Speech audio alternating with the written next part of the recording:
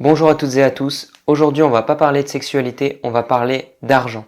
Tout comme la sexualité, l'argent a beaucoup été controversé, jugé, et cela n'apporte pas une relation saine avec l'argent. Au contraire, ça ne fait que bloquer, comme avec la sexualité.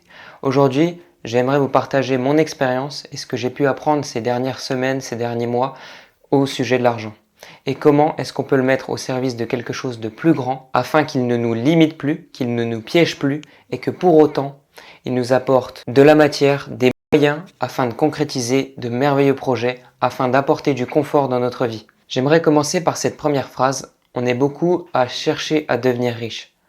Ce qu'il y a déjà à comprendre, c'est que l'on est déjà riche. Donc pour la petite histoire, moi à l'âge de mes 15-16 ans, j'ai commencé à vouloir devenir riche. Parce que pour moi, la richesse financière, c'était un moyen de me libérer de cette société, de sortir et d'être libre de faire ce que je veux. Je me disais, si j'ai autant d'argent que je veux, je pourrais faire tout ce que je veux. Et en fait, je regardais pas où est-ce que la liberté, on peut réellement la trouver. Je regardais à l'extérieur. Alors que croire que l'extérieur peut influencer l'intérieur, c'est tout simplement une illusion. On pense que l'extérieur, le matériel, va changer l'intérieur. Alors qu'on se rend bien compte que c'est l'intérieur qui crée les choses, que c'est de notre intérieur que proviennent tous les changements et que ce sont ceux-ci qui dictent notre extérieur. On pense souvent que c'est la matière qui dicte l'esprit au lieu de l'esprit qui dicte la matière. À l'âge de mes 18 ans, ensuite, j'ai créé mon entreprise. Le jour même de mes 18 ans, 2 mois après, je faisais mon premier contrat coaching réseaux sociaux à 900 €. J'avais gagné aussi des centaines de milliers d'abonnés sur TikTok à l'époque, sur les réseaux sociaux. Donc j'étais très content, j'avançais dans cet objectif-là. Mais il y a deux choses très importantes que je n'avais pas comprises. Première chose, il y a le désir. Le désir, c'est avant tout un manque à combler. Quand on a un désir, ça veut dire qu'on est incomplet, qu'on n'est pas complet tant que ceci n'est pas réalisé.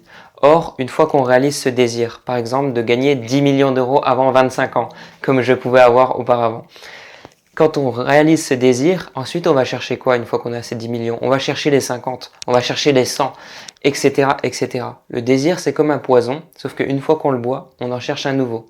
Deuxième chose, il y a la peur, qui pour moi est une incertitude liée au futur, quant à l'argent. Je ne parle pas des situations de peur qui sont normales, dans lesquelles on est réellement en danger. Mais la plupart du temps, ici, dans nos sociétés, on est en sécurité et on se projette dans le futur du fait qu'on puisse manquer.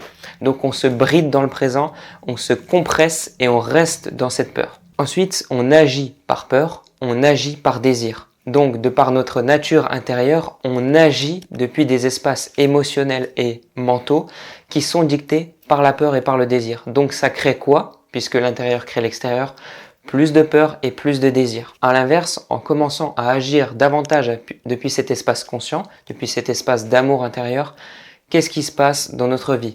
Plus d'amour, plus de joie, plus de dons.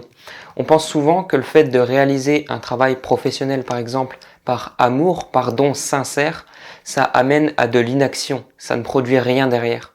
Mais pas du tout. Le fait de se mettre au service de quelque chose de plus grand, ça ne nous rend pas dans l'inaction, ça nous rend simplement dans l'action purement désintéressée, sans recherche de résultats, sans désir. Ça veut dire une action qui est donc authentique, complète, et qui n'est pas incomplète de par l'attente d'un désir non réalisé. Et pour tout vous dire, moi c'est là que j'ai eu les plus belles bénédictions qui me sont arrivées. Peut-être pas qu'au point de vue matériel, mais dans tous les aspects de ma vie, dans les rencontres que j'ai pu faire, dans les relations que j'ai pu nouer, dans les choses qu'on a pu apporter au monde, que ce soit Luna et moi. Je vais vous prendre un exemple tout simple. Hier, Luna, elle a passé un appel d'une personne qui l'appelait pour avoir un retour d'expérience, une autre perception. Donc cet appel, Luna, elle le faisait gratuitement, à titre participatif, c'est-à-dire que la personne peut choisir de faire un don. Donc l'appel normalement dure 45 minutes, on arrive au terme des 45 minutes, la personne dit à Luna « Ah oui, on a passé le temps », Luna lui dit « Ne t'inquiète pas, on continue, etc. » Bon, le temps, c'est pas du tout ça qui est important. L'appel a dû durer 1h15, quelque chose comme ça.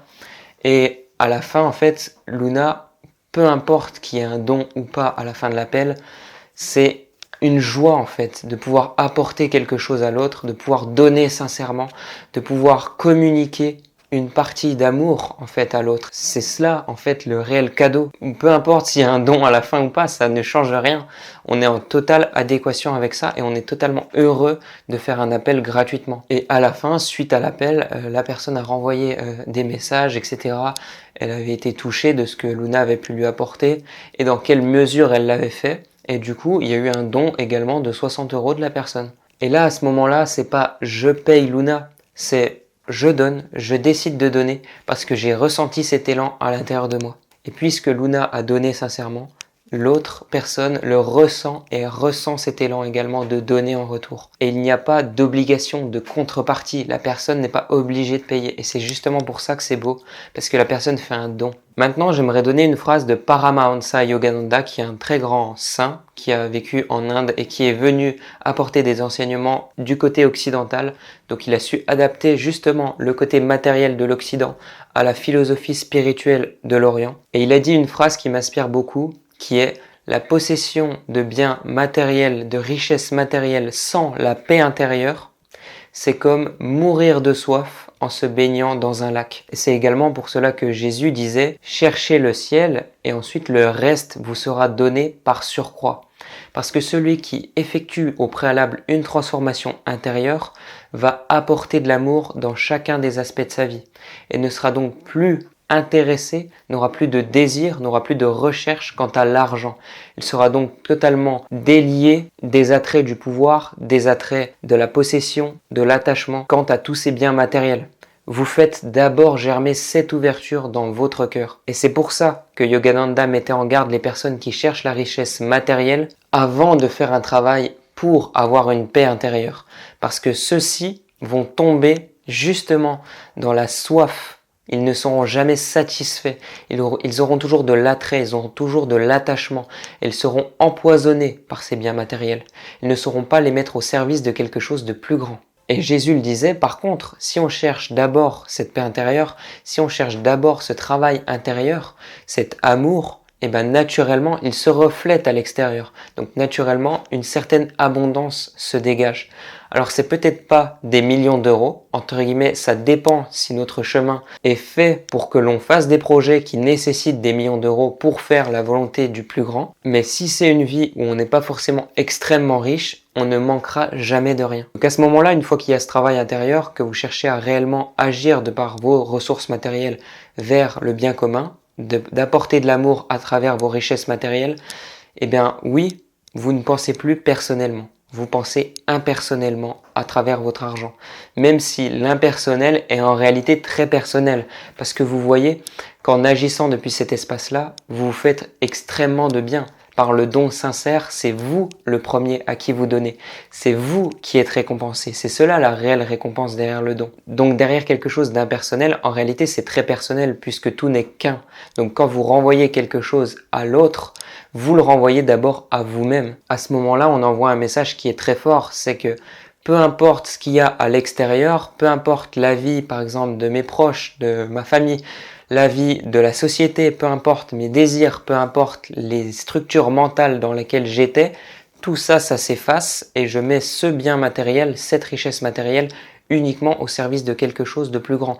Donc à ce moment-là, tout vous est apporté au moment où il faut, quand il faut et où il le faut. Pour votre évolution, pour que vous puissiez continuer de croître et pour que justement vous puissiez davantage répandre avec ces ressources financières comme outil, davantage d'amour sur Terre. Donc l'argent, il est neutre. On a essayé de nous dire que c'était quelque chose de mauvais. Alors oui, ça peut devenir dévastateur quand on essaye de l'avoir avant de faire un travail intérieur. Mais l'argent n'est pas mauvais. Il est juste simplement l'expression de notre intérieur. Quand on décide de l'utiliser pour répandre davantage d'amour, à ce moment-là, ça devient un merveilleux outil. Et des personnes extrêmement riches qui ont fait un travail intérieur et qui ont beaucoup donné ici sur Terre, il en existe. Je vais vous prendre l'exemple de James Lin, Saint Lin, comme l'appelait Paramahansa Yogananda. C'était un disciple de Yogananda qui donc était ce grand maître des Indes qui était venu aux États-Unis. Ce disciple, James Lin, il était justement propriétaire et dirigeant d'une énorme entreprise. Mais pourtant, tous les jours, il trouvait du temps, malgré toutes ses obligations professionnelles, pour pratiquer le yoga et pour se développer intérieurement. Et il a payé notamment pour Yogananda des ermitages qui sont magnifiques aux États-Unis. sur la côte, etc. Des choses qui sont normalement hors de prix, mais ça a permis justement à beaucoup de gens de pratiquer et de se développer intérieurement et d'œuvrer avec plus de conscience, avec plus d'amour. Donc l'argent, il est mauvais que quand il nous brouille la vision et il nous entache le cœur. Donc en réalité, que quand nous-mêmes n'avons pas fait un travail au préalable pour le mettre au service de quelque chose de plus grand. Voilà, c'est mon retour d'expérience. Je ne dis pas détenir la vérité, mais c'est les choses que j'ai pu expérimenter et apprendre de moi-même ces dernières semaines, ces derniers mois, et que je constate qui me font beaucoup de bien, qui me rendent plus heureux et qui me permettent réellement d'avancer et d'apporter quelque chose de sincère et d'authentique aux personnes autour de moi, autant professionnellement que personnellement. J'espère sincèrement que cela a pu vous aider. Et avec Luna, du coup, on ouvre les appels pas seulement pour la sexualité, mais aussi pour d'autres thèmes, comme par exemple l'argent, l'entrepreneuriat, ou même d'autres thèmes qui peuvent être beaucoup plus spécifiques à votre situation actuelle. On ouvre pour pouvoir réellement insuffler peut-être une nouvelle perception des choses, une nouvelle vision pour débloquer des choses à l'intérieur de vous, pour ouvrir des espaces intérieurs, afin d'œuvrer avec plus de conscience, avec plus d'amour ici sur Terre. Donc pour ces appels, tout se passe en description. On a également l'e-book sur la sexualité que vous pouvez télécharger et un e-book sur l'argent va sûrement bientôt sortir. J'espère que cette vidéo vous a plu. Si vous avez une question en commentaire, n'hésitez pas, on y répondra avec grand plaisir. Je vous fais des bisous, ciao ciao.